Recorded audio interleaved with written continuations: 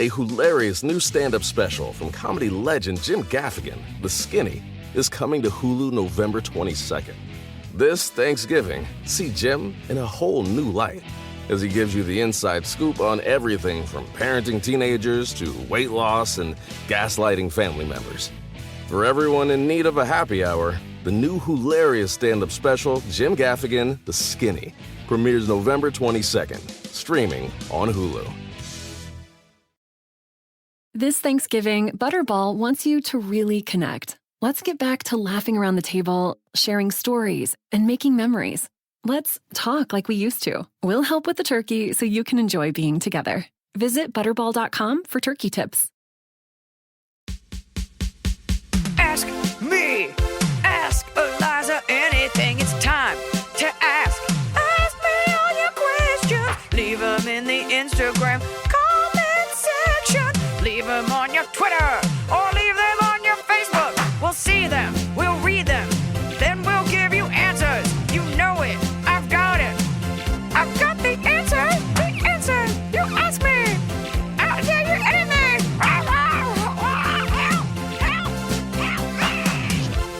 Welcome back to another episode of Ask Iliza Anything. Today in the studio, we have some wisdom. We've imported some wisdom, some life lessons learned, embodied by none other than Joey Diaz. Uncle Joey, how are you? Great. Thank you for having me. Thank you for being here. Some of you know him by Mad Flavor, Joey Coco Diaz, Uncle Joey. He's a stalwart fixture at the Comedy Store. And I thought of you, and I was like, if anyone's going to give life advice, it's going to be Uncle Joey. Yeah, I hit you up. I always check in with you. You're every so week. sweet. I always check in with my girls. Yeah. I don't want no sex. I just want to make sure you know I got you. Especially with female comics. You have to, I treat them like nieces and daughters. Yeah. Because someday my daughter's going to be old, and she's going to come to you and say, Iliza, Hopefully she I won't want be a to do comic. stand-up. Oh. No, and you're going to go, no. No. But your dad was very sweet to me, so Yes. what is it that you need or want from me? you Right. know? What can I do So for you? I treat female comics. I know that there's always this big thing about they're not getting enough spots and this. If I could take a female comic with me on the road, I would. And I hate even saying the word female comic. You're Yeah. a fucking comedian. That's it. End of story. End of fucking story. End of fucking story, for sure. But I also think, like if I could you take whoever you take because they're funny. Yes. And that's what it is. Spots thing, I always tell women, go start your own show. I did it. I started my own show. Where at? Oh my God, it doesn't even exist anymore. When I started stand-up, I went to a bar. It was called the Cat Club. It's now Rock and Riley on Sunset. You would never go. And I said, what's your worst night? And they said Tuesday. And I said, can I do a comedy show here? And I did it because I wasn't getting spots. And then you have something to trade. You can't expect people are just going to roll over and be like, okay, take my spot. And you got to grit it out. So that's, I'm not saying that it's easy for women, but you've got to take no prisoners. I was at the Improv one night, and it was the small room. Mm-hmm. It had to be about 7 months ago. It was the smaller room. It's a not the lobby, but they call it the lab, The folks. lab. And you were up there just fucking going off, and I was howling. And you were talking about that, being a female comic isn't as hard as putting up with male comics. They try to fuck you in the ass. You were just going off. You were going off like they breathe heavy. They do all this shit. And I was sitting in the back, and you left. I didn't get a chance to see you and laugh and give you a hug and stuff. But it was so weird. None of the things you said, you were lying. Thank you. Like you weren't lying. Like the Right. 5 first years of being a comic, it's hard for everybody. Brutal. But it's brutal for women. 'Cause Sure. Every creep comes out of, they smell a 6-month female comic. Do you want me to help you write jokes? Yeah. You want to come over my house and we could watch the videos? And you're like, what the fuck? But I forget what the bit was. But you were absolutely right on every I think account. I definitely didn't say that's hilarious. You try to fuck me in the ass, but it was just about. I think the joke you're talking about is take all the insecurities of the worst person you've ever met and put them with the temperament of a 5th grader. These are my colleagues. These are my colleagues. You're right. And so, of course, there are great comics and there are shitty comics, but it is that thing as a girl where you're like, we're at the store all the time, and there are some comics who I've known my whole career, and I'm like, does that person hate me? Like, and sometimes I feel left out, and I'm like, all I can do is my set and leave. And that's why I don't hang out, because I don't have time for personal drama.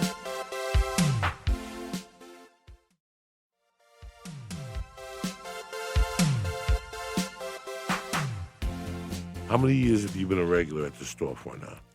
Oh, about 10 years. 10 years. It's crazy. What about you? 20. Wow. And you've seen, like, I remember going to the store when nobody would go to the store. Yeah. Like, you would call in on a Tuesday and go, how many people in the original room? Right. And they'd say 7. And you go, you know what? Just take me off the list. Just take me off the list. But if you did that, Mitzi would get pissed at you. So you were there for that. I was there for that whole thing. The hot room was the Union, run by Ahmed. Comedy Union? No, On like Pico? The Union. Oh. It was next to, where did Dane become a star? Oh, on Sunset, across from the Pink Taco. It was before my time, but it had like an Irish name. Yeah, well, next to it was the Union. Right. And Ahmed and Vince Vaughn ran it in 1997. Wow. Vince Vaughn had a girlfriend who was into comedy, and her and Ahmed ran it on Tuesday night. So the hot spot on Tuesdays was Ahmed's, because the Comedy Store was, oh my God, Fat Tuesday. Uh-huh. And it would just be a bunch of black comedians and women pushing the waitresses. Yeah. So the white comics were scared to go up there. So they would not call in for Tuesdays. Wow. Because there was such an overflow. There'd be 500 people in the main room. Right. Industry, the whole thing. So the big night was Ahmed's on Tuesday. And then you would call the store and they're like, we're canceling the show in the original room. We got nothing. Thank God. Thank God. Now look at it. Now it's every night. Every night there's 90 people at 9 o'clock when they open. I can't work out. I can't go just sift through a premise because there's people that came. They're like, we've seen Joe Rogan's podcast and Mark Maron, and we're all here for a real show. And you're like, all right, well, I guess I'll just do what I did on TV and not grow. No, we're here from Australia. We flew here just for this. We plan vacations around the Comedy Store. It's true. And we stay at the Standard, and we do the things in the daytime. But at night, they buy tickets for the store. Yeah. I've seen it. Yeah. I was at a Dodger game Monday night, and the guy in front of me was from Liverpool. And he turned around, and he goes, my wife wants to go to some fancy restaurant, but I'll see you tomorrow night at the store. Wow. And Thursday. Yeah. He goes, I bought tickets for Tuesday. It's a destination. It's a destination. To the point where, like, I didn't feel great last night, and my spot was at 9:45, and I was like, all right, maybe I'll cancel. And then I got these tweets. People were like, we flew from whatever to see you. Yeah, you're now, done. Obviously, they're here for maybe some other things, but I'm like, how can I just cancel because I'm not feeling great? Or because I just had like a weird day? You have to go. You have to show People up. counting on you. I had the same thing last night. Oh, I'm sure you do. Oh, I had the same thing because the baby was having we were watching Ice Age. And she was like into it, and she was having me. And all of a sudden I go, I got to go to work. And she goes, really? Really, Dad? And she grabbed my foot, and I'm like, and then as I went in the shower, she followed me. And she's like, are you going to wear your purple shirt? You got to wear your purple shirt because people like when you wear your purple shirt, Daddy. Oh, my God. And then I got out of the shower, and she, as creepy as it was, she waits for me on the bed, helps me put my socks on, and then she went in and she goes, Daddy, you need a bracelet. Oh. And she went and she made the star bracelet, and when she put it on me, it broke. So it's 9 o'clock, and I'm on my hands and knees with no glasses, stringing a bracelet together with her. So this is my life before I leave. And I can't look at her lies and go, Mercy, I got to go to work. You got to knock it off.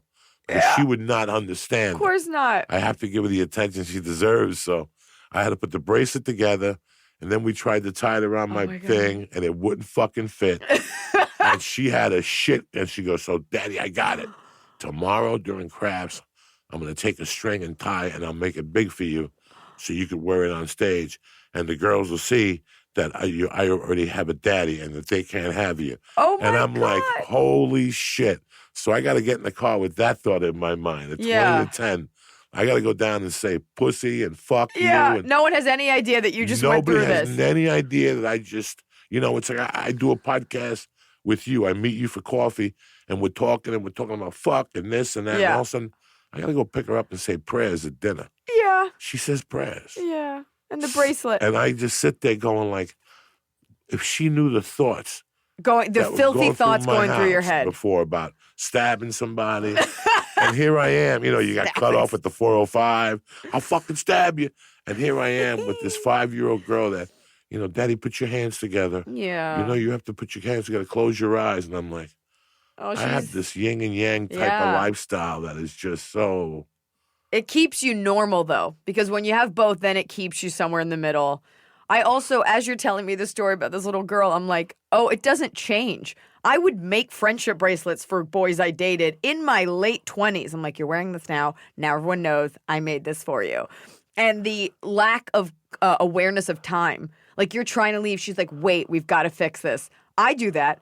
Every guy goes through it. Like, come on, let's go. You're like, wait, I'm not done. We're just different playing fields, different planes of existence. She will be forever unaware of your timeline. She does not know I do stand-up. You know what? She probably does know and doesn't give a fuck. No. She's like, we're going to fix this bracelet. Yeah, she doesn't give a fuck. She doesn't know. She doesn't know what it is. If I'm on the computer writing, she'll just kick the door in, and I'll tell her, like, don't you knock? Where is he? And she'll just come over and just sit on my leg. Like, she doesn't give a fuck what I'm writing, what I'm reading, who I'm on the phone with. And she'll go, Daddy, let's watch Superhero High. So I'll sit there. You don't know how many times I sit there and go, I just threw away an hour of my life watching Superhero High, but you can't get this hour back. No. I can't get this hour back with her. This means more to her than me spending, like I saw DJ Khalid bought his kid like a $40,000 watch. But he probably goes away for 3 weeks at a time. Also, you're an idiot. So like, fuck you. I don't get that. I don't get the money with the time. Time is more important. At night I color with her. We both are making a newspaper now. Oh. So we stapled paper together and we make newspapers. That's adorable. So we write ads and, I told her. It sounds very cathartic. Yeah, it's very therapeutic. I want this. It's therapeutic. It's therapeutic. It's cathartic. So here's the thing. So because this sounds like you're a well-rounded man. You've got your stabbing fantasies at night, and then during the day, you've got your precious little girl. And somewhere in there, you must have some life advice for people. Yes. You must. Absolutely. Because you're like an ancient, wizened tortoise. 55, ancient. Ready to go. 82 in cocaine years.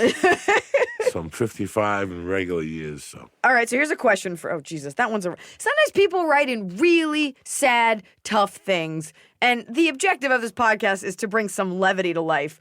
So we're going to start with an easy one, then we'll do a hard one. Michael_Heart130 says, I really like this girl, but I've heard she's a bit of a hoe. What should I do? Now, I hate this guy. What's your take? My take is this. Guys always have this thing about, I like this girl, but she's sucked 20 dicks. How am I going to bring her to the party? She's blown everybody at the fucking party. You know what I'm saying? Man, love is love. And one day you get over that. You ever meet people that are married to like an ex-hooker? And you go, what the fuck? Like I did myself, Jason Tebow, Duncan Trussell, and maybe another comic. When, remember, what was the guy that would go to bars and make you show him your tits? And then he'd take a picture of you and he made videos. Girls Gone Wild. Oh, yeah. Well, right around the time before you got to the store, we're talking about 98, 99. A guy made a video in Beverly Hills. He took me, Jason, Duncan, maybe some other comics, gave us $2,000 apiece, and he brought us to this backyard barbecue. I mean, catered, very well-rounded, tuxedos, and people, we were doing stand-up while people had sex on the side of the pool. Oh, and I'll never forget this one guy that showed up, and he undressed his wife, and he's like, I don't know if you guys know this, my wife is the best piece of pussy here. And guys would just come over and fuck his wife in front of him. And he would go, what did I tell you? Have you ever had a piece of pussy like that? Like that guy was proud of his wife. He continued to date his wife. There was love there. So if a girl is a hoe, maybe she made a mistake somewhere along the line. Yeah. And she found love with you and you overlooked that. Because it's just physical. It's not what's in your heart. But also, define hoe. I think guys have this weird age. It's right around college in your 20s. Like, how many dudes you slept with? And it's like, whatever number I tell you, you're going to freak out. You're going to freak out. 5, which would mean 1 man a year since I was 20. I'm 25. And that somehow, I think our scale is off. And the best is when we ask you, who you slept with. Well, I slept with this guy in college. I slept with this guy. What, do you know I slept him? with Artie Summers. You slept with Artie Summers? Right. Oh, I don't know if I could really see you no more. I did the shallowest thing that a man could do to a woman ever, and I'm not shy to admit it. When I was 14, I dated this girl, 15, and we were kind of in love. She was a cheerleader. And one day I went to her house, Iliza, and I go, what time's your dad get home? And she goes, my dad gets home at 5. And I go, what time's your mom get home? And she goes, my mom died. And I looked at her like, what could you have done? Like at that time, I didn't know anybody whose mother who died. Right. Like, what could you have done that your mother died? Like she did it? What do you mean? Like on the fucking way home, Iliza, I was so shallow as a young man that I was like, what did that girl do? Because it's a very Catholic way to think about it. Yeah, like what did she do that she didn't have a mother? That's insane. Right, that she didn't have A year mother. later, I found my mother on the floor, Oh my God. dead. And as I was picking her up, I thought about that girl. And just recently, 40 years later, I found her on Facebook, and I apologized to her because I basically broke up with her after that day. Really? Before my mother died, I broke up with her. I'm like, I don't want to be around somebody who doesn't have a fucking mother. Really? Like, I was like, what can you have done? Like you really thought it was her, or like she's like feral because she has no family I thought she now? was like family. I thought she was crazy. I just didn't know what to think, Iliza. It was just 14 so years far. You were old. so far removed from I was it. so far removed It's such from a it. Like, foreign thing. how can you not have a mother? What did you do in your previous life Okay. that you don't have a mother? And 2 years later, You said that. I to her. didn't have the heart to Oh, say you it. just to thought her. it and you left. I just thought it, broke up with her, left her for this girl named Valerie McNeil. And a year later, I didn't hear my mother in the kitchen. I went down, and as I was finding my mother, I remember dialing 911 and thinking of Colleen Oh my God. and going, how shallow was I? What did I do now? Nothing. The answer is nothing. Nothing. You're 14. But it's the same thing. We Right. have, just to go back to the answer, just date her. If you love her, if it's true love, Mike, who gives a fuck? When you eat a pussy, you taste some other dick for like 6 months and then you move on. No big deal. It tastes like condom for the first 6 months. And that's the most delicate way to put it. All right, well, you brought this up. Damoiselle says, question for the fucking Dr. Diaz. How do you learn to live with the grief from losing your parents? You never do. You never learn. You will if you're I have gotten so many calls the last 5 years from my friends growing up re-apologizing for the death of my mother after they lost a loved one. Because they're like, I'm 48 and I'm having a hard time. Mm-hmm. How did you deal with it at 16? Like Right. my father died at 3 Right. and that just destroyed me. Like that took me years to recover. And then my best friend died at 13, my mother died at 15, and my other best friend drowned at 16. So I had like now today, somebody dies, I just send you flowers.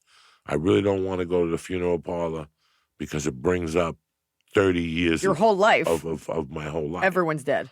You'll never get over the death of your parents. All I can tell you, it's like eating food without salt on it the rest of your life. Think of eating food with no salt on it. Because when you do win that Academy Award, your parents ain't there. Oh, I'm going to get sad. When you do get sentenced for 50 years for raping Harvey Weinstein, your parents are not there. So there's a pro and a con. You know what I'm saying? They don't have the shit. They don't Like have to see you. You raped Harvey Weinstein. You Oh, know? my God.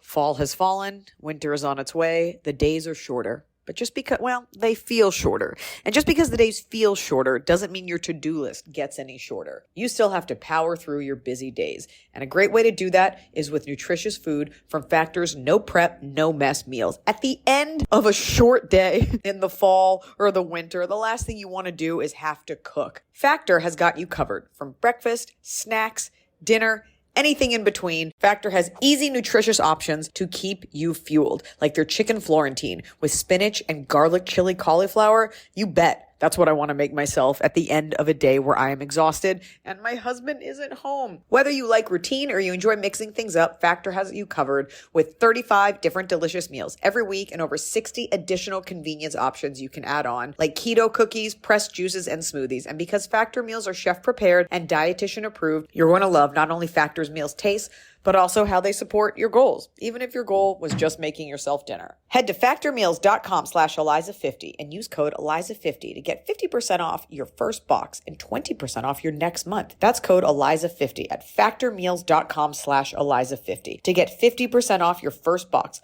plus 20% off your next month while your subscription is active. The holidays are here. And for a lot of us, the holidays mean decorating, hosting, celebrating. For me, it means a lot of traveling. And nothing feels better year-round, but especially during the cozy holidays, than a restful night's sleep in soft, luxurious sheets. Boll & Branch's signature sheets are made with the finest 100% organic cotton, and they get softer with every single wash. You already know that I got Boll & Branch this summer when I needed breathable sheets to sleep in, but this holiday season, I'm actually gifting some of my friends and family Boll & Branch's Ultimate Softness Bundle. I get to choose a signature hem sheet set in any color, a signature hem pillow set, and a waffle bed blanket. And they're all getting juniper because I think it's a classy color. This way you know you have something nice to sleep on when you visit. It's the perfect gift for you and them.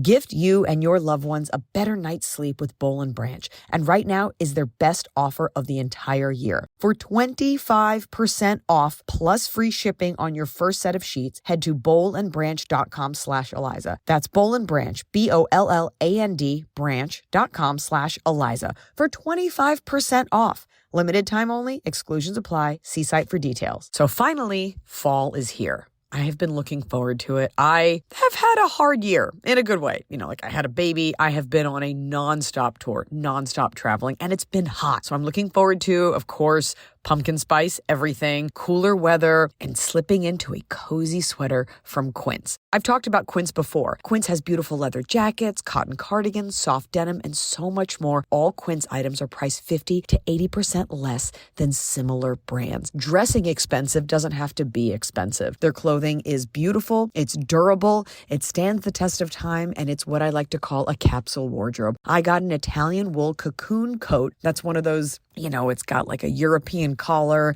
and it covers my butt so I can walk around New York City and not be chilly. And Quince only works with factories that use safe, ethical, and responsible manufacturing practices. Get cozy in Quince's high-quality wardrobe essentials. Go to quince.com/Iliza for free shipping on your order and 365-day returns. That's QUINCE.com/Iliza to get free shipping and 365-day returns. Quince.com/Iliza.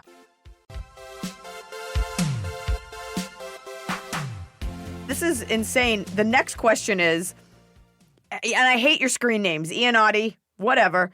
At Iannotti says, have you ever had, and this is directed at me, but I'm going to direct it at you because it'll be better if you answer it. Have you ever had a Harvey Weinstein dilemma while rising in the business? If so, how did you handle it? Obviously, you're asking that for me. I'm assuming like, oh, did you ever, a guy ask you to fuck him? But I'm asking you as a guy, did you ever have to deal with someone wanting something from you? Or just a situation somewhat similar to that. Maybe you were in that backyard and you left, or just anything in that vein. I mean, no woman would want to sleep with me. She'd be crazy to sleep with me for something like that. But when I did get to the store, there was a girl that would blatantly tell you, if you get me up on stage, I'll suck your dick. Oy. It was crazy. Mm-hmm. She was a cute blonde girl. And she would tell you, if you get me on stage, I'll suck your dick. Did you do it? Yeah. And I got her on stage at a belly room show. How was she?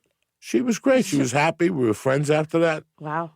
And I never mentioned it to nobody, and she never said nothing. I think it's insane that other comics have the pull. Like you have to suck Mitzi's dick or the booker. Right. But if you did it. Well, listen, let's be honest with ourselves. Yeah.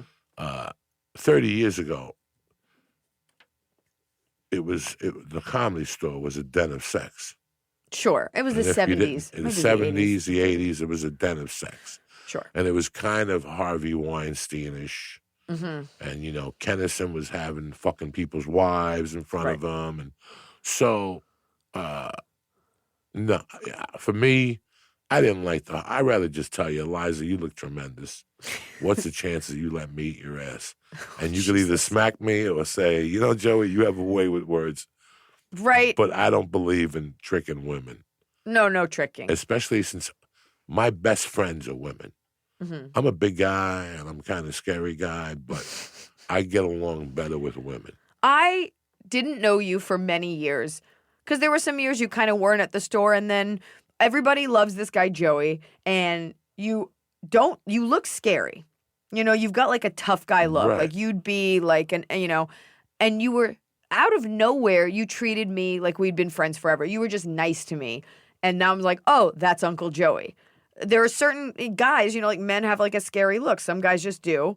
Then you look like a tough guy, like an extra in like a gangster movie. And then you're just like the biggest bear, like the sweetest guy. No, I love women. And you're so nice, and you're not creepy. And maybe it's that East Coast familiarity that I find so endearing, because I have had male comics confess some like gross things to me. And I'm like, okay, didn't need to hear that. We'll never fuck you. Have a great day. I make more than you. But I find it's very avuncular. It's very sweet. There's not a threat, if I can say that in a way that doesn't My mother emasculate you. raised me. My mom was a single mom. She was hot. And she would tell me, go up to Iliza and tell her how beautiful her shoes are. Right. And I would go, I don't want it. And she goes, you fucking go up to her and tell her, I'll knock the fuck out of you right here. Go up and make her day. My mother told me to make a woman's day. My mother taught me to never, if a woman cooks for you, never tell her the meal is bad. No, yeah. One day my mother caught a mom giving us cookies, and I just turned around. My mother shot down the stairs, smacked me, and said, go back and tell that woman that's the best cookie you've ever had, because she put time and energy into that. A week before my mother died, I didn't call her on the hour. My mother had a rule. Since the age of 10, I didn't have a curfew. Right. My mom would say, if you're at Iliza's, just call me every hour on the hour. Yeah. That's all you have to do. So 2:00 a.m., I would have to call her. I'm not Iliza's. What time are you going to come home? 3. If you don't come home at 3, call me again. And on that, maybe 10 days before she died, I didn't call her after 4. And I walked in like at 6. And she smacked me in the face. And the next morning she goes, someday you're going to have a wife. I don't give a fuck what you do, but you're going to give her the respect. And you're going to call her every hour on the hour and tell her where you are. Even if you're getting your dick sucked. I want you to call her every hour on the hour and have that much respect for her. Oh, yeah. My mom spoke like that. My mom, like I would tell my mom, I don't want to eat cereal. My mom would go, I don't like sucking dick, but somebody's got to do it. I was like 7. And I would sit there and go, what are you talking about sucking dick? Why are you telling me this? What are you telling me this for? I didn't know what it was. What is it? I didn't even know what it was. Right. But so she always raised me to be a little bit more partial to women. This woman's going to help you. She once told me something. She goes, you can't fuck everybody. Like, she goes, you got to make women Wiser your words allies. have never been spoken. Yeah, you can't fuck everybody. So you got to make women your allies. So as a young kid, I had Gina Giacona was my ally. I had Gina Ritchie I had all these girls growing up that I would walk home with them. And they knew that my mom. It was okay. Yeah, it was okay. Like That's interesting. The people and the girls I grew up with in grammar school, we all still talk. Mm-hmm. I go to play Gotham November 7th, and November 6th we all go out to dinner at a Chinese restaurant. 16, 17 of us that went to grammar school together. Wow. And it's mostly a lot of girls just telling stories. Yeah. Don't get me wrong. I finger banged a bunch of them and sucked titties behind the church. You know me. I'm a real Catholic. But I get it. It's such an emotional roller coaster. I'm like, wow, really getting to some deep stuff about his mom. And then, but that's why you're so great. But yeah, it's a good way to keep because I do believe men and women can be friends. I think only Neanderthals think that they can't. And maybe you do have to get some sexual tension out of the way, or maybe you do just like a person because of what they are. no, I like women for genuinely, and I want you to know that I got your back. I do know that. And I want you to know that you can walk out naked, and I won't look. I have 2 friends that pose naked. Yes. I have one friend who posed in Playboy legitimately, and I have another one that did woman-on-woman pornography. Go on. And they're my friends, and I've never looked at their stuff. Oh. One friend of mine is 20-year women. We've been friends for 20 years, and I've never looked at her spread in Playboy. And people had brought it to me at shows and actually opened it up and had me sign it, and I go, I'll sign the cover, but I don't want to see her naked. That's decent. I That's don't wanna- decent. That keeps our friendship intact. Because if I do look and she's got a nice monkey, then there is going to be sexual tension. Do you know what I'm saying? Monkey. If she's got a nice little blonde monkey, I'm going to go, Jesus, I need that. No one has a blonde monkey. That's for sure. Next question. Oh, here. This one's interesting. I think this is a weird one. A Rose by Any Other Flame says, what's the best way? And again, some of these are for me, but I think it's better if you answer them. What's the best way to flirt with a guy when you have zero skills? A woman is asking this. She says, please help.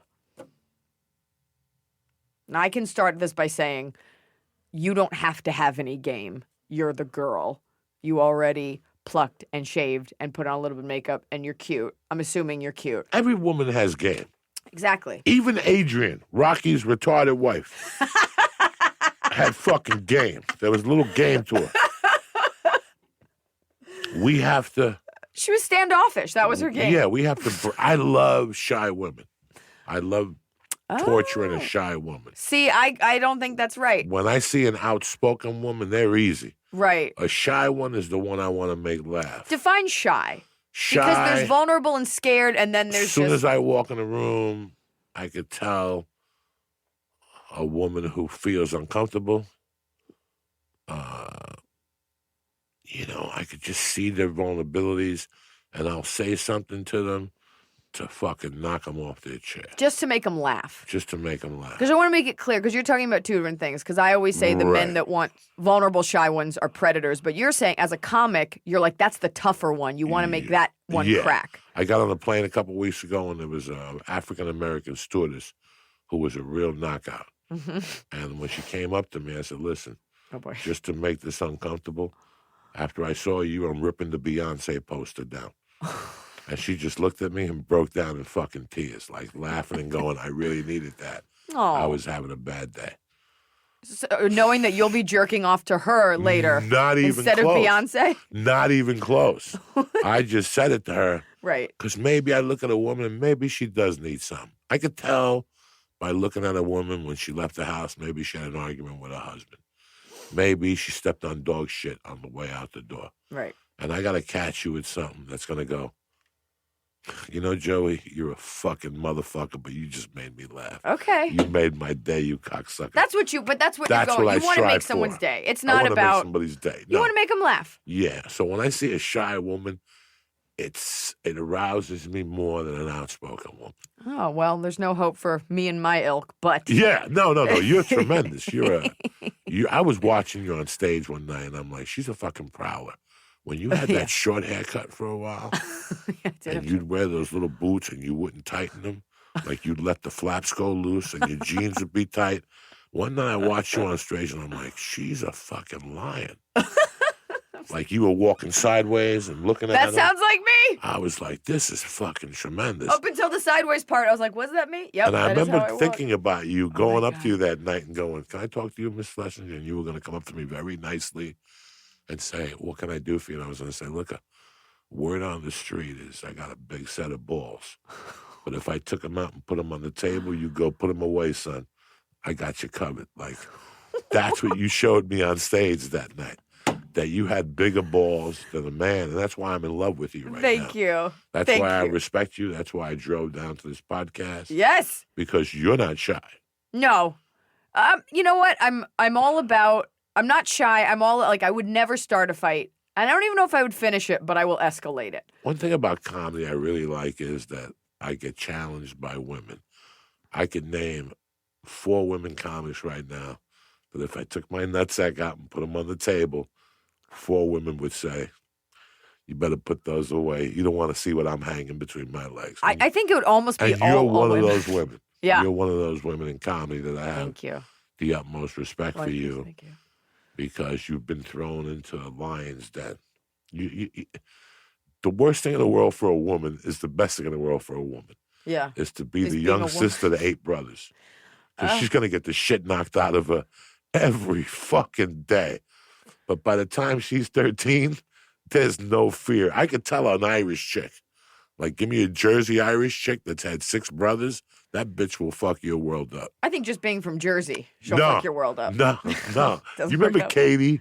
at the store, the waitress that was crazy from Boston. Maybe? I saw a guy run out of tab on her one night, and I saw Katie flip her fucking shoes off and chase the guy up the Hyatt parking lot, tackle him, and started hitting him, and took the wallet out and took her money on a Saturday night. Good for her. And I was like, and when she came back, I go, how many brothers you got? She's like, I got 4 brothers.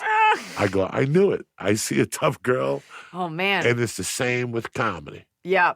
I think the Comedy Store, it's like swinging with 2 bats. Like the original room. And I didn't have to put up with as much shit as a lot of women just because of what I was able to do at a younger age. Like I was headlining at like 26. So you're not beholden to these guys deciding what your path is going to be. But it's still tough. It's still, there's different cliques and clubs, and all you can do is you go in, you do your set, you don't take any shit, but you're nice. I'm always nice to people. I always treat people, because men or women, you still want to be seen. We're still humans. But it's a toughness. And after there's certain things that you have the privilege of going through in life, or once you get through those career-wise or whatever, nothing can hurt you. Nothing can hurt you. Like your mother died, right?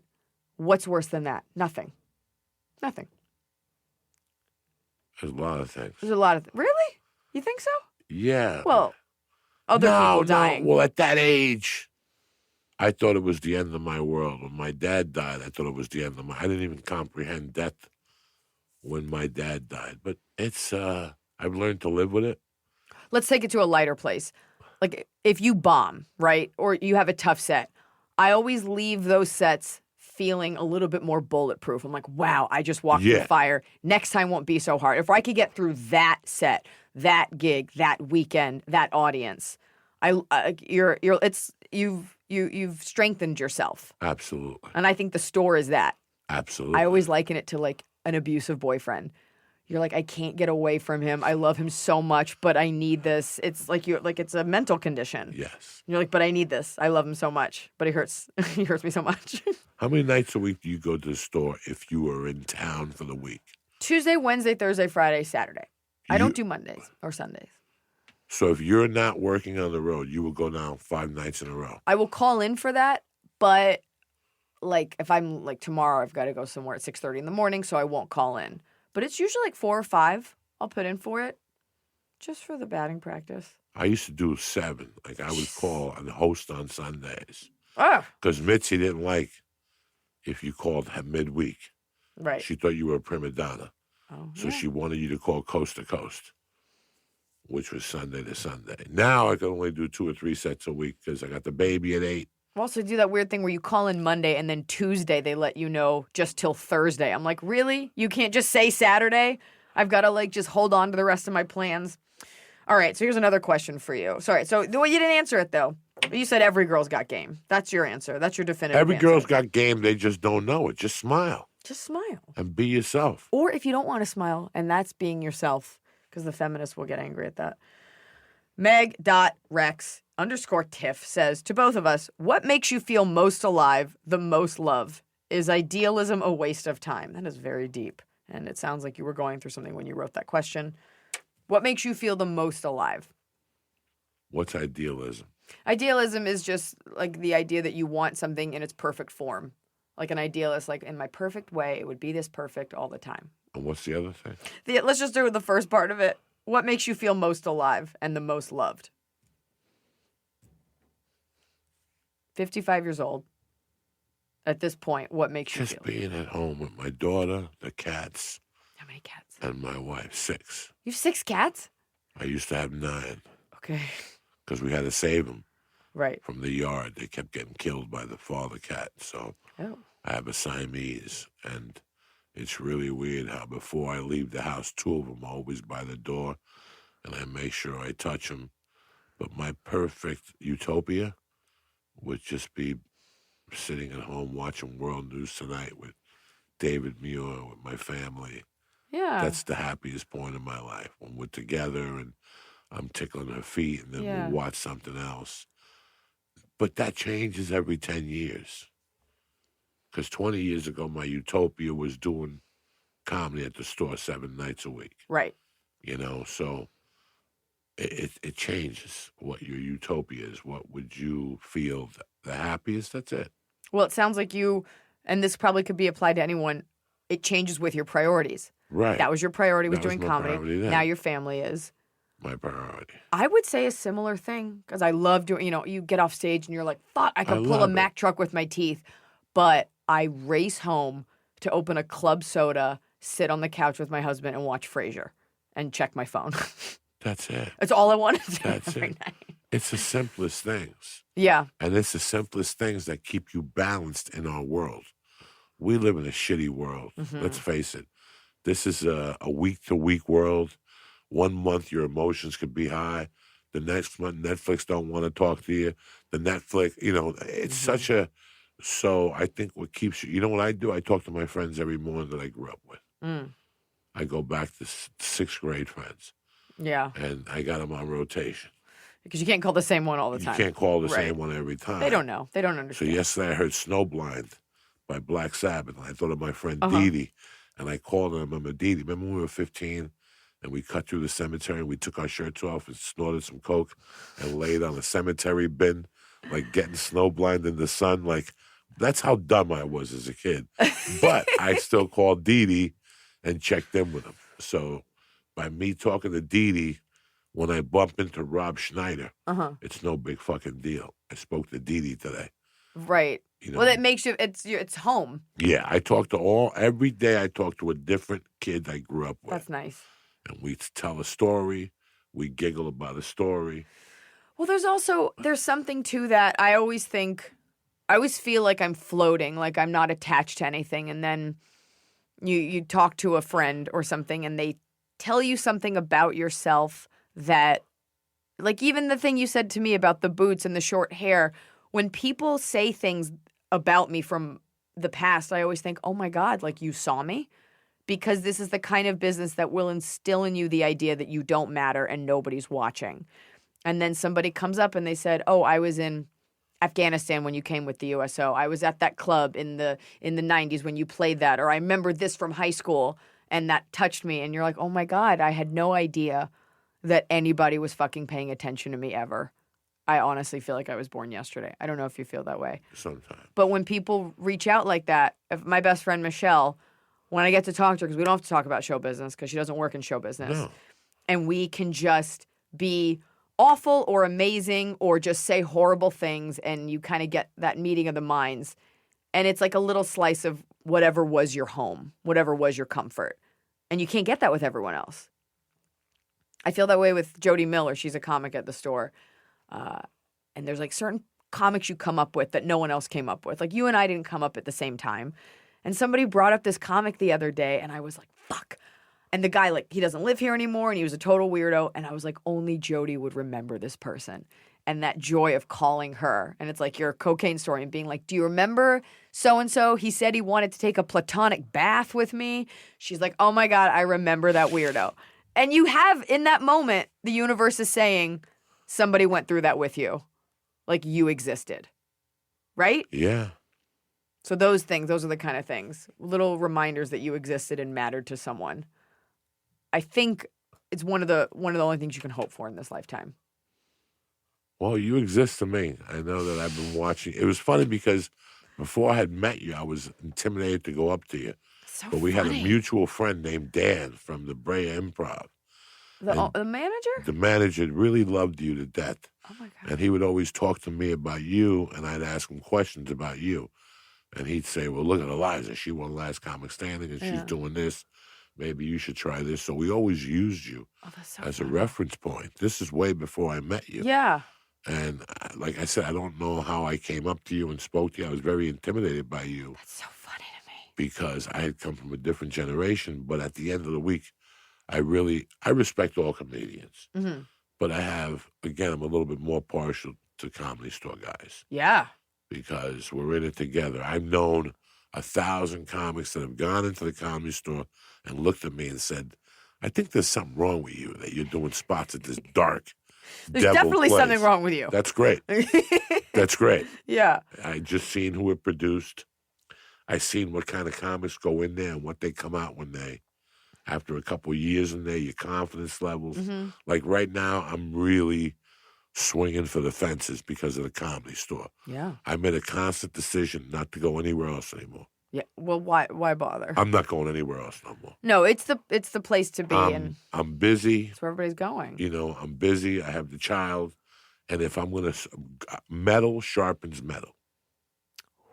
Do you guys hear that? Metal sharpens Truckers, metal. Metal sharpens metal. So if I'm running with metal, I'm only going to get better.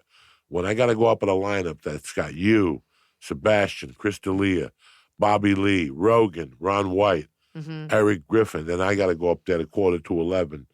That's 7, and I tried to watch. Yeah. My favorite thing is to watch. I've noticed that. You do watch. I go to the Comedy Store. I like to get high and sit in the back row and watch. I don't want to be talked to. I don't want to have any questions. I just want to watch each comedian. Yeah. And watch their growth, and it gets me thinking. Oh, I think that's great. I love sitting in Mitzi's row and watching an hour of comedy without getting bothered. Wow. Like I'm in that chair and I'm just fucking focused on your movements, your elbows, why you touched your neck. Right. I learned. Wow. You're not going to do that at any other club in L.A. Well, That's never going to happen. No, this is. So that's why whenever I go to the store, I try to go an hour earlier. Wow. And I sit in the back. Wise words. I can't even say that I follow that, but that is, artists that watch other artists to get better. You have to. And I do think with lineups like that, like everybody, there's a chunk on those lineups where you're like, everyone's a mass murderer. Everybody. So many bodies on the floor. And you have to look and go, wow, that's what I want to aspire to. I like to be able to write a joke like her. I like to be able to write a joke like him. See, I think it's so funny. What I think you have is likability. Everybody likes you, and young men love you. You have to. But you can't buy that. No. Like, you just are that. And they just go, when I did your podcast, and you're smoking pot and you're eating edibles, and I was like, I like him. I have no idea how to exist in this space. I don't eat edibles no more. Whatever. Okay, fine. Fair enough. Quit. He doesn't eat edibles Just anymore. smoke pot. But you're so authentically yourself all the time. And that's part of that is being a comic. Part of that is being a tough guy from the East Coast. Part of that is with age. You're like, this is what it is. And nobody can tell you anything. But you are very willing to listen, which I think is a very admirable quality. You have to. A very evolved quality. I've noticed that, at least since I've had my babies, that I smell differently when I sweat. Maybe I'm just like getting older. I don't know, but I smell differently. And I don't love that. If I'm on set or if I'm on stage or if I'm doing anything like functioning in public and I don't want sweat stains or to be aware of my stinky, stinky pits, that's when I turn to Lumi Whole Body Deodorant because it keeps me smelling fresh all day. Lumi is seriously safe to use anywhere on your body. Pits, under boobs, right ladies, thigh folds, belly buttons, butt cracks, your feet. It's clinically proven to block odor all day and control odor for up to 72 hours. How? Well, unlike certain traditional deodorants that may try to mask odor with a fragrance, Lumi is formulated and powered by mandelic acid to stop odor before it starts. Lumi's starter pack is perfect for new customers. It comes with a solid stick deodorant, cream tube deodorant, 2 free products of your choice like mini body wash or deodorant wipes, and free shipping. As a special offer for listeners, new customers get 15% off all Lumi products with our exclusive code if you combine the 15% off with the already discounted starter pack. That equals over 40% off the starter pack. Use code Iliza for 15% off your first purchase at LumiDeodorant.com. That's code Iliza at LumiDeodorant.com. A hilarious new stand-up special from comedy legend Jim Gaffigan, The Skinny, is coming to Hulu November 22nd. This Thanksgiving, see Jim in a whole new light as he gives you the inside scoop on everything from parenting teenagers to weight loss and gaslighting family members. For everyone in need of a happy hour, the new hilarious stand-up special, Jim Gaffigan, The Skinny, premieres November 22nd, streaming on Hulu.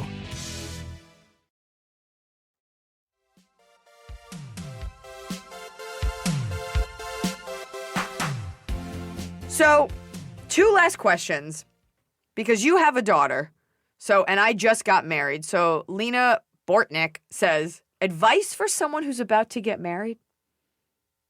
Now, usually women get asked this, but I feel like you'll have I got the best advice. I'm ready. I got married twice. Okay.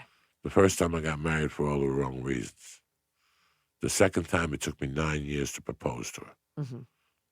And it took me 9 years to realize what I had. And the differences between the marriages are, yes, the age.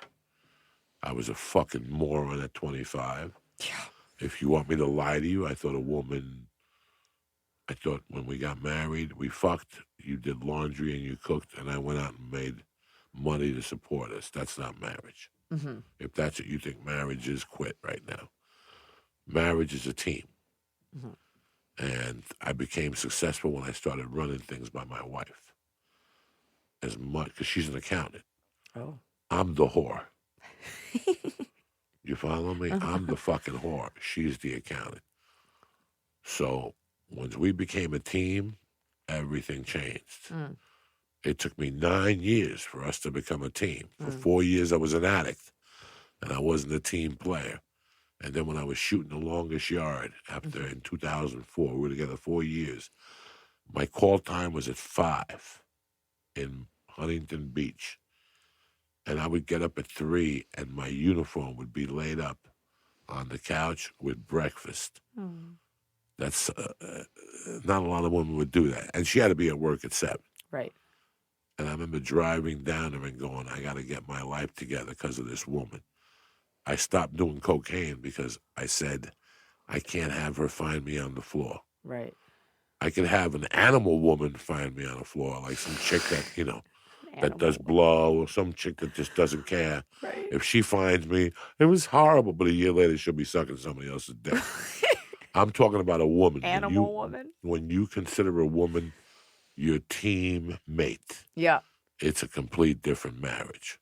It's a given. And I've got to tell you something. I didn't like my first wife. I have a 27-year-old daughter. I don't have contact with today. So everything that happened to me, I got a second chance. Mm. Like I said, I got married for the sense of somebody to fuck and somebody to do laundry Right. and somebody to split the bills with. Marriage is a team. And when you give everything you got to that person, and that person, how can you fail at marriage? How can you fail at a marriage? It is the most simplest social thing that we have. Right. So when you fail at a marriage, you're really a fucking loser. Oh my God. When I see somebody who says to me, I've been married 3 times, just shoot yourself. Because you're a fucking loser. You're a fucking loser. Dad, don't listen to my podcast. No, I'm sorry, Dad.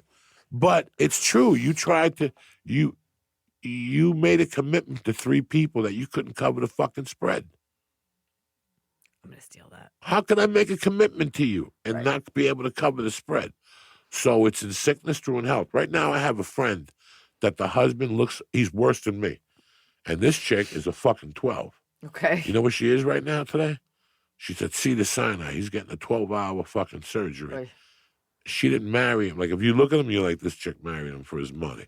She loved him. She called me last night at 1 a.m. crying. Mm-hmm. She doesn't know how she's going to make it. That's a team. Right.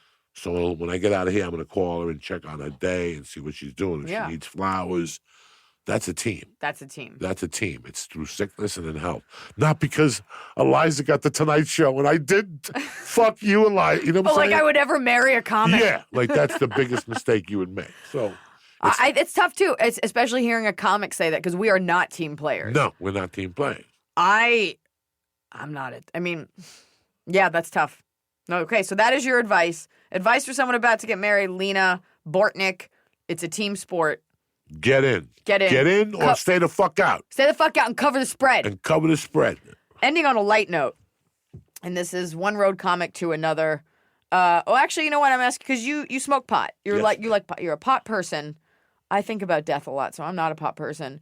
Jeffrey Rowe says, will 100 milligrams of edibles put me on the moon? I know Uncle Joey does more. He doesn't eat edibles anymore. He wants to know you that. Yes, 100 edibles, 100 milligrams would put you on Would the that moon. kill you? No, but you might have to call the hospital because you might get an irregular heartbeat. You know, it's a lot of people can't handle that anxiety. It's a different form of anxiety. I think this person is asking an asshole question. I think 100 milligrams of anything, vitamin C, is bad for you. But if you take 1,000 milligram edible, take a Xanax with it. And tame the tiger. You know what I'm saying? Tame the tiger. Tame the tiger. You Or gotta just fall tame the asleep. tiger. Yeah. Tame the Tiger. Welcome back to Tame the Tiger. I'll give you another weed question since we have you, and then we'll ask you one question about the road. This person says, Ryan Danger Carlson at @madflavors_world. I don't know how I wrote that. What do you think is the future of weed? What do you think the future of weed is? Vapes and edibles and stuff is kind of leveling out in terms of evolution. Where do we go next? Do you have any fucking clue? I think that these young kids are making marijuana stronger and stronger. Yeah. I spoke to a scientist about a month ago. Mm-hmm. He contacted me, and he's got this thing that's like it's 98% THC. Like it's just gonna evolve. Like wax? Like a wax or some Oh. shit.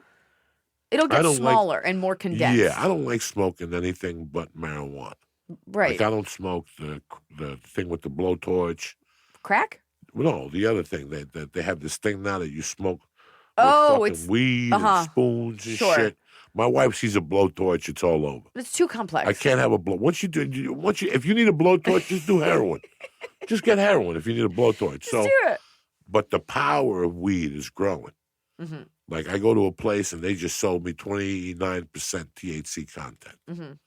So every year it's going to get stronger and stronger and stronger, and you just got to be careful. Gotta be careful because it's an know, intense thing. Yeah, it's intense. I can't. I want to because everybody enjoys it so Do you much. drink? I'll drink, but less since I got married because I'm like, we all know what's gonna happen. So yeah, and also I don't know. I'm a girl, so I'm always like, well, how gross am I gonna feel? But pot, my brother grows it. He has a weed farm in Northern California, has a whole operation, and I think about death a lot, and I get in my own head. I already am that way. Why do you think about that so much? Probably because, you know what? I have to be honest now, hearing you talk about how all these people are dead in your life, maybe because I haven't had to deal with it. So there's that fear. I don't know. Like my grandma died, but, like that's normal.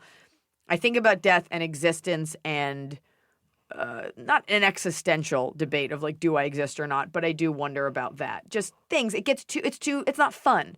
And then if you think about jokes, I'm like, oh, I've got to write this down now. Like, I would like to have an experience where I'm just chill and giggling, and I don't trust that it will go that way. Does that make sense? Right. Like you're like, I smoke pot and I sit in the back and I watch comics, and I don't trust that I would have that same experience.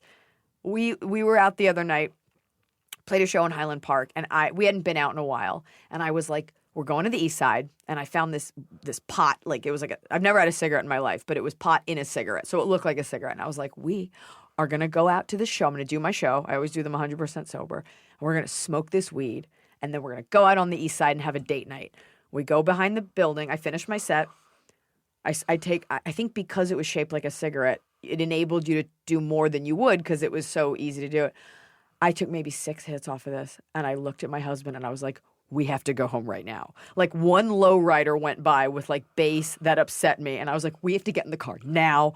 I was like, my teeth feel weird in my mouth. Like I just had to, like date night was over. I had to go home. Does he smoke? Not really. He'll take like a hit of weed at the end, but we're not. I think I like, yeah, I don't know. I just think, I don't know. Nobody Do wants what you like. Don't worry about nothing. I like club soda and Frasier. Speaking of things that we like, this is the last question before we do Top of the Cob. On the road in America, Stefan_NJ asks, what's the first chain one can hit up without eating literal garbage crap food? You're a road comic. You've been doing this forever. What's a good go-to chain? Or maybe you do like garbage food. No, I don't. Go-to chain.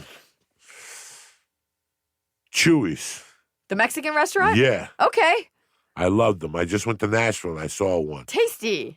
And they got great ones in Austin, Okay. Houston. That's the answer. Oh, I love that place. At Chewy's, send us some free shit. Send Uncle Joey some free shit. Oh, they're delicious. Wednesday, they got the Elvis chicken. Oh, you know the whole Oh, menu. on Monday, they got sour cream and chicken enchiladas. And they got swirled margaritas. You've memorized the whole lineup. Oh, my God. I hate ranch dressing. Okay. If you eat ranch, shoot yourself. But the jalapeno ranch dressing at Chewy's is to fucking die for. Okay, that's the official endorsement. Chewy's. Chewy's. What's my call for? You know what? I hate to say Chipotle. If we're talking about like not garbage and you could just get chicken, and I've eaten my fair share of turkey sandwiches from Subway. I've also made dinners out of vending machine items. Sometimes beggars can't be choosers. It's now time for my favorite part of the show. It's Top of the Cob. Hit it, Scott. It's the top of the cob. We're doing it right every day. You just take a bite. Top of the cob. Top of the Cob. My top of the cob this week this is so gross, and this is an old habit from when I used to live alone, but I like to order like $100 worth of Thai food delivered to my house on a Monday and then just nibble off of it as the week goes on like it's my groceries. It sounds disgusting, but it's a low... What is everybody laughing? Is they laughing because it's funny or is something happening? It's a low-maintenance way to live. It's tasty, and you've supplied yourself with nourishment for one price at one time. You don't have to cook or anything. And Thai food is good, hot or cold. And it is healthy for you. Pad Thai shrimp is a motherfucker. From Toy, oh my God. All of it. Tasty. I don't like the coconut milk and all that shit. Oh. But I do like the Pad Thai shrimp, so I'm not gonna Pad lie. Thai all day. Extra peanuts. All day, and extra lime. peanuts and lime. And yeah. lime. What is your top of the cob? Top of the cob was I had a great time at the Dodger game with my family and Eddie and the kids and parents. The thing I disliked was we put a picture up of me and Eddie just giggling and our wives and kids. And people started going, well, you could have got better seats. And I'm like, Ew! what time? When is there something wrong with us just being human? Is it everything about the best seats in the house to be? Sometimes I like to sit in the fourth deck and be a regular human being. It's the same reason why I go to jiu-jitsu and kickboxing, because I'm the fat guy in the back of the room. I'm not Joey Diaz. I'm sweating, and people don't want to take pictures. Not everything has to be Not everything the best has to be the best. You know, Oh, yeah. I like being normal from time to time. Uh-huh. And I really hated. The other thing I hated was how they job shamed the guy from Cosby. Oh, this is a You big know, bottom of the cob. Big bottom of the cob, Yeah. because there's nothing wrong with us working. For those of you who are unaware, I'm blanking on his name, but he was an actor on The Cosby Show, and he was spotted bagging groceries at Trader Joe's, and people shit on the fact that as an actor, God forbid you should ever do something else to feed your family. And I really appreciate that. Listen, how many comics do you know, Iliza, that started before you and they're still doing open mic shows? And have real jobs. And now, I'm not mad at them. I do not mad at them. I applaud them. But at what point do you say to yourself, you know what? I'm not sitting around waiting for auditions. I got to feed my family. Right. Let me go to Whole Foods. That's what people don't understand about this business. Yeah. That a lot of times, you were on a hit sitcom for 8 years. Nobody wants to see you for at least 5. Go Right. take fucking guitar lessons and go take a yoga class because they don't want to see you. Right. And if you do get put on the show's going to get canceled just because of the karma. So go do something else, do real estate, work on your roller skating, and then in 3 years tell your agent to send you out again, and they'll put you on a show again. Right. But it's tough after you've been on a hit show. I don't think it was because Cosby did that he's not working. Well, it's definitely not getting any residuals now because of that. But for whatever reason, and he was doing the adult thing, people need jobs. People need jobs. That was my pet peeve. That's a good bottom of the cob. Yeah. We do top of the cob and the bottom of the cob. Yeah. My bottom of the cob is less human, more anger filled. Yours is very sweet. Mine is what a tire fire LAX has become. I don't know if it's the summer. I don't know if it's construction. I don't know if it's because the airport is based on a blind child's drawing contest. But it is 45 minutes just to get in line to get into the airport. It makes me want to set myself on fire. And it makes our jobs as comics even harder. And it's going to get harder when the football teams are here. Oh, my God. Who asked for this? So we're only going to be able to work non-football season because every Sunday the 405 is going to be jammed up both ways. That means I've got to come home at 6 a.m. That means you got to fucking take a red eye, which don't exist anymore. Which don't exist going back to the West They Coast. don't exist. You got to beat the tailgaters if we're even smart enough to go see the Rams play, which we probably won't We be. won't. I don't give a fuck. They'll be gone. They'll be gone. All right. Well, this was, you guys, one of the best episodes we've done so far. He's Joey Diaz on Twitter. See, I always think it's disrespectful when hosts are like, tell us where we can find you, because that means they didn't do do the it. work. So I'm going to endorse you because it's better if someone else does You got it. Twitter @MadFlavor. He's a lot of fun on Twitter. He speaks his mind. And his dates coming up. You're touring all over. JoeyDiaz.net. And The Church of What Happening Now is available on iTunes. That's it. And that is your hit podcast. And you're Joey Coco Diaz, and you're one of my favorite people. And I love you. And I'm happy you you invited me. When you told me you come do my podcast, I was like, absolutely. Oh, thank you.